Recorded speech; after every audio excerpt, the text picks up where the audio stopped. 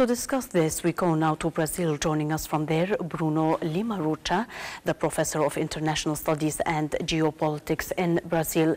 Thanks a lot, Mr. Rocha, for speaking to us on Ronahi. Before Germany and other Western countries, the people of Rojava has urged Turkey many times to prevent extremists crossing into Syria via Turkey. Just following the Charlie Hebdo attacks, Western countries started to pressure Turkey. Why are they so late with addressing Turkey, in your opinion?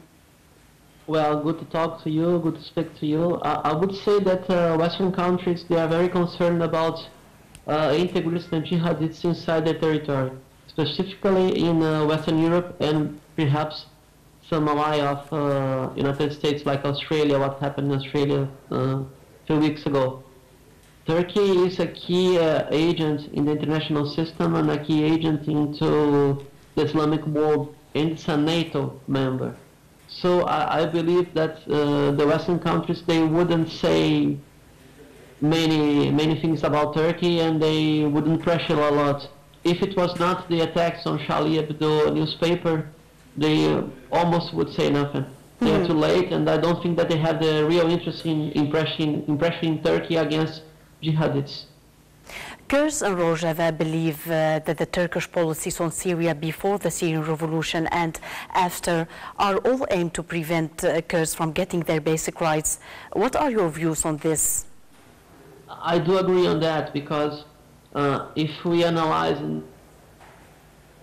just war, Turkey needs to be a unified republic, and recognizing the Kurd rights would allow that territory considering Kurdistan rearrange the frontiers organized by the colonialism and the Picot agreement.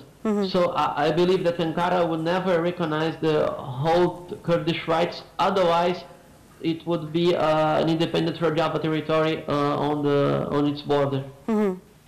As I told you earlier, Mr. Rocha, you are our first guest from Latin America. We would like to know from you how great the interest of the people of Brazil and Latin America is in the Rojava Revolution. Unhappily, it is not very well divulgated here.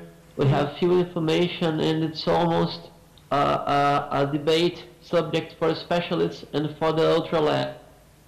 And also, on the left-wing parties, we have a problem, because some old-fashioned Stalinists, they understand that Russia, under Putin rule, is playing a good job on the international system against NATO and against US, and supporting the Assad regime in Iran. So I would say we would need more information, more text in Portuguese. And we have a key issue here in Brazil, because we are, and I'm also a descendant, we are almost 20 million Arab descendants here.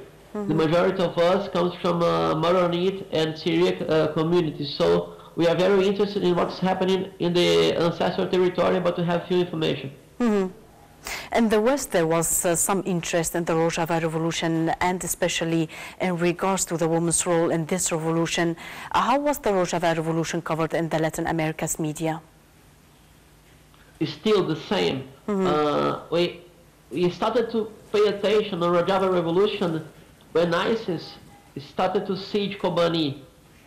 Before this, we have few information, and because of ISIS, a very great subject on media. For example, I'm invited to talk about ISIS at least once a week, and when I have the opportunity, I say that the only solution for the territory, for the land, is Rojava Revolution, not concerning about Turkey, a NATO member, or the Wahhabi states like Saudi Arabia or Bahrain or Qatar or even Oman or Kuwait.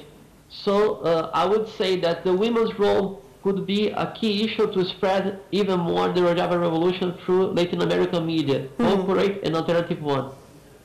At the conclusion, Mr. Rocha, in your perspective, what is happening in the Middle East, and after years of turmoil, how will the new Middle East look like?